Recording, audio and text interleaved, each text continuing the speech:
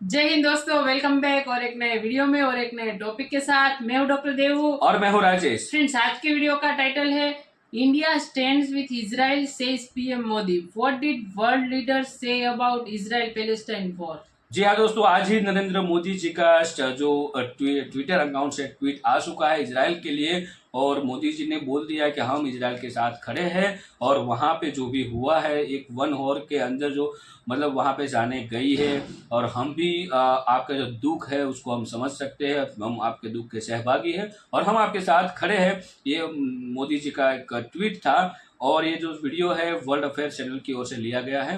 खास करके हमारी वीडियो स्टूडेंट देख रहे हो, कोई एजुकेशन के रिलेटेड टॉपिक्स हो मतलब फाइंड करना चाहते हो तो वर्ल्ड अफेयर चैनल को सब्सक्राइब करके आप जरूर रखना। जैसे कि आप खान सर के चैनल को सब्सक्राइब करते रखते हो वैसे ही, क्योंकि वहां से भी आपको वर्ल्ड अफेयर के रिलेटेड वीडियो मिलती रहती है। तो चलिए दोस्तों, पहले वीडियो स्टार्ट करते हैं, फिर हम लास्ट में आपसे बात करते हैं। नमस्कार and welcome you to world affairs. मैं हूं प्रशांत धवन। नाउ आप अगर इंडिया का स्टांस देखो इजराइल और फिलिस्तीन वॉर में, तो हमेशा हम काफी हद तक न्यूट्रल रहे हैं, मगर इस बार इंडिया प्रॉपरली खड़ा हुआ है इजराइल की तरफ। इंडिया ने ऑन रिकॉर्ड ये कहा है कि Israel we stand with you. और इस वीडियो में हम जानेंगे कि दुनिया के जो बाकी देश हैं, US, Russia, China, UK, Pakistan, इन सब ने क्या कहा है इजराइल फिलिस्तीन वॉर को लेकर। बहुत ही इंटरेस्टिंग वीडियो होगी, मगर सबसे पहले ये जान लो, जब मैं ये वीडियो रिकॉर्ड कर रहा हूं ये बताया जा रहा है कि 500 से ऊपर लोग ऑलरेडी इजराइल फिलिस्तीन वॉर में मर चुके हैं और ये नंबर ऑब्वियसली बढ़ने वाला है। ये वॉर स्टार्ट करी है फिलिस्तीन ने, एक्चुअली हमास कहना चाहिए। गाजा पट्टी, यहाँ पे अगर आप देख पाएंगे ये गाजा पट्टी है, यहाँ पे एक आतंकवादी संगठन है हमास के नाम से, इसने ये वॉर स्टार्ट करी है। बट इजराइल मोस्ट प्रोबब्ली ये वॉर खत्म करेगा। अभी के लिए मैं आपको ये बता दूं कि इजराइल ने पूरी गाजा पट्टी को एक मिलिट्री जोन डिक्लेयर कर दिया है। यहाँ पर इलेक्ट्रिसिटी, पानी, खाने की सप्लाई सब कुछ कैंसिल कर दिया है। नहीं तो वैसे आप अगर देखें तो गाजा पट्टी को लिटरली इजराइल पालता था।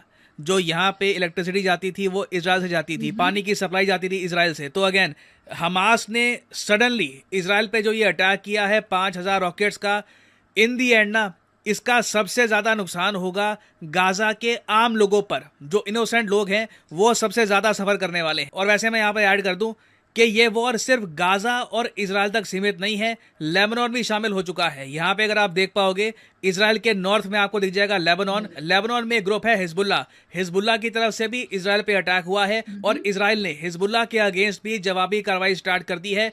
तो Israel is under some pressure, मगर इजराइल कोशिश कर रहा है कि हिजबुल्ला हमास दोनों को प्रॉपरली ये जवाब दें। और यहाँ पे आप पूछ सकते हैं कि मैं ये क्यों कह रहा हूँ कि इजराइल इज अंडर प्रेशर। देखिए, जब एक कंट्री के फॉर्मर पीएम सोल्जर्स के साथ जाके खड़े हो जाएं, यहाँ पे फॉर एग्जाम्पल आप देख पाओगे Naftali Bennett, former prime minister of Israel, ये बिल्कुल आज के समय इजराइल के सोल्जर्स के साथ जाकर खड़े हो चुके हैं। ये कह रहे हैं कि समय आ चुका है कि हम हमास को इरेडिकेट कर दे, इसका वजूद खत्म कर दे। तो इसलिए ना अब जो इजराइल फिलिस्तीन की वॉर की बात चल रही है, ये लग रहा है कि फाइनल वॉर होगी, this will be the last war.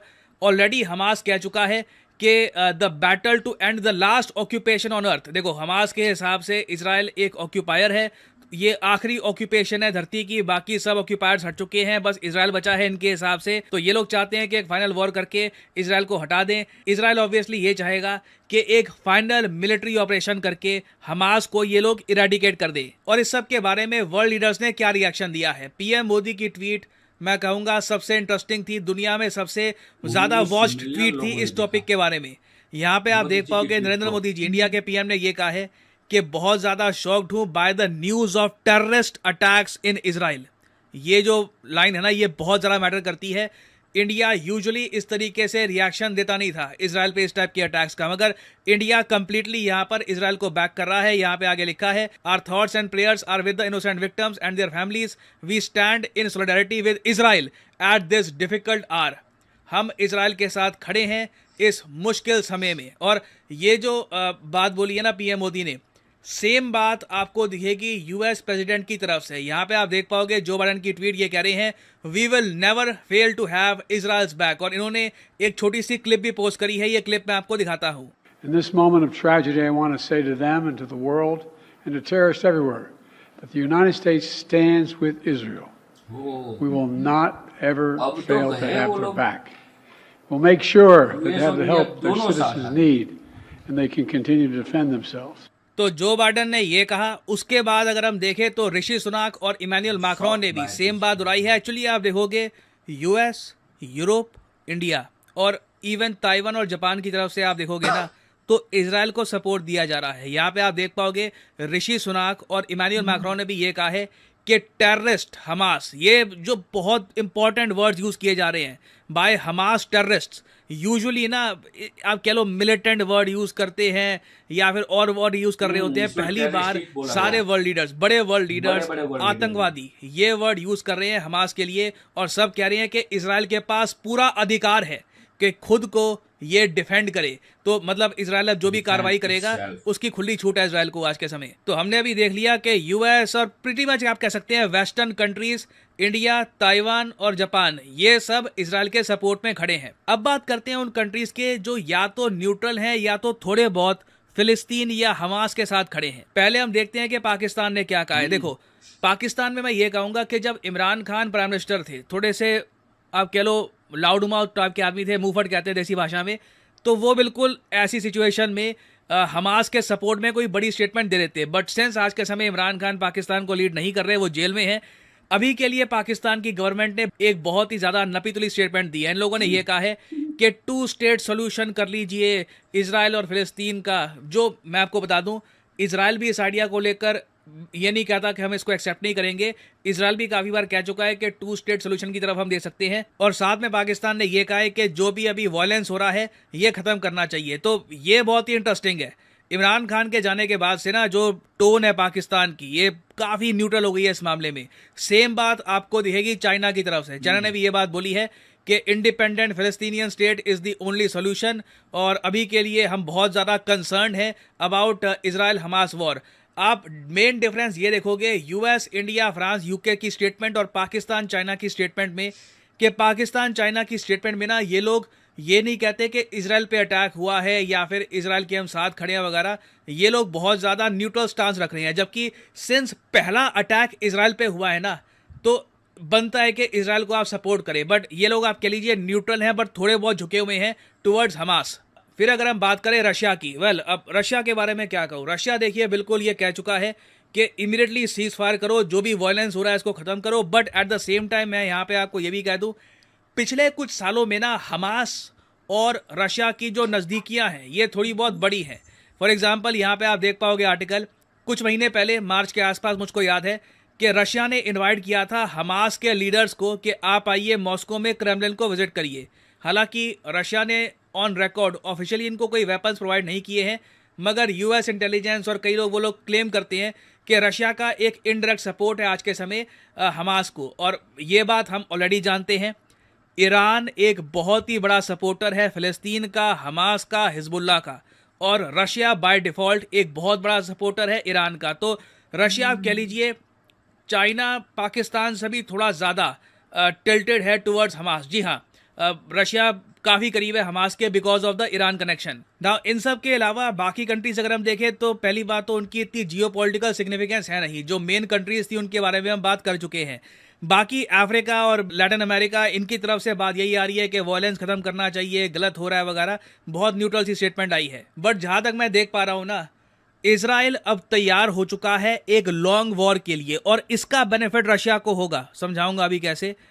Already western media में, यूएस मीडिया में ये बात दोहराई जा रही है कि इजराइल ने वार्निंग देनी स्टार्ट कर दी है कि लंबी वॉर चलेगी है, हम इस बार हमास को कंप्लीटली इरेडिकेट कर देंगे। हम इस डर में नहीं जी सकते कि कभी भी किसी भी दिन 5,000 या 10,000 रॉकेट ये हम पे बरसा देंगे, ये जल से थल से हम पे अटैक करना स्टार्ट कर देंगे। We can not live like this. हमें कहीं ना कहीं डिसमेंटल करना होगा हमास को। तो ये लोग मोस्ट प्रॉब्ली एक बड़ा एक्शन लेने वाले हैं गाजा पर।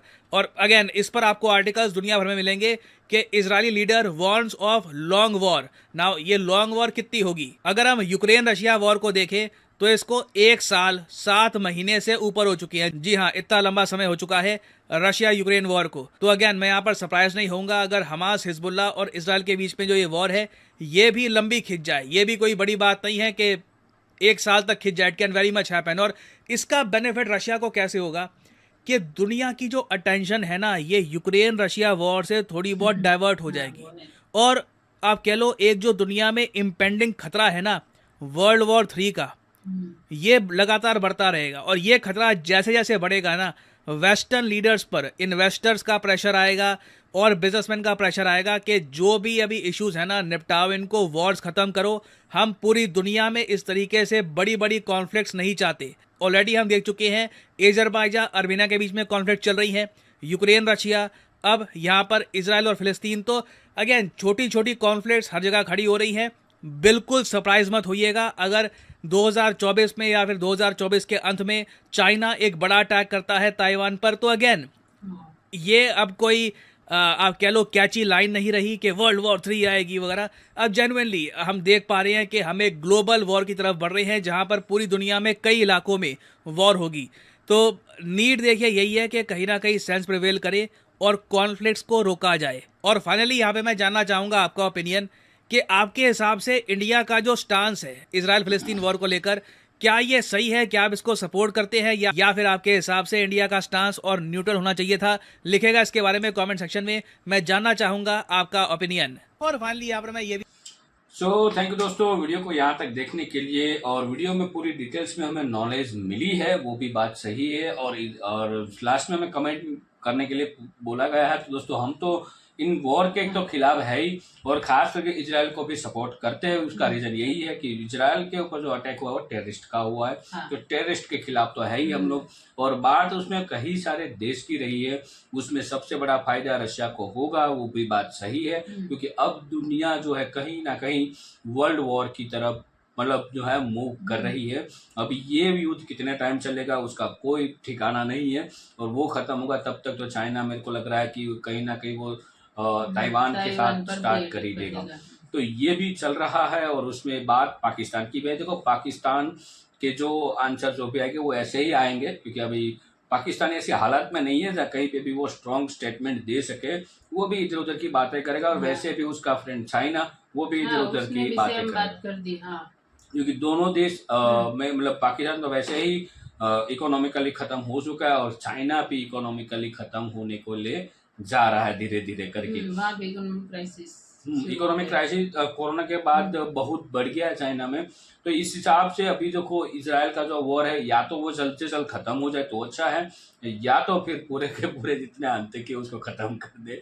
मतलब सबसे कोई भी देश में युद्ध होता है, वो युद्ध कब का कोई ठिकाना नहीं होता कब खत्म होता है। लेकिन रशिया यूक्रेन का युद्ध तो अब करीबन 2 साल होने को है, करीबन 1 साल 7 से 8 महीना हो चुका है। और कितना खींच सकता है वो भी पता नहीं, क्योंकि यूक्रेन के साथ बहुत सारी कंट्री स्टैंड बाय में। और इसमें सबसे बड़े फंसने वाले हैं वो बड़े बड़े देश फंसने वाले हैं, क्योंकि बड़े बड़े देशों के साथ बहुत सारे बिजनेसमैनों का मतलब इन्वेस्टमेंट होता है। बड़े बड़े कंट्री के साथ और भी कंट्रियों का इन्वेस्टमेंट होता है। तो ये सब कहीं ना कहीं मेरे को लग रहा है वर्ल्ड वॉर की तरफ ही अभी इशारा जा रहा है कहीं ना कहीं। तो ये है जो अभी आतंकी और मतलब बाहर निकल रहे हैं। तो मेरे को यही कि तो 5 साल के लिए सब पूरे वर्ल्ड में भले वॉर हो जाए, लेकिन ये जितने भी आतंकी हैं उसको खत्म कर दो, ताकि सब दुनिया शांति से जी सके। कहीं ना कहीं वो रीजन तो वही है इन लोगों का, मतलब ये आतंकी मोस्ट ऑफ रीजन तो ये आतंकी वाला ही है।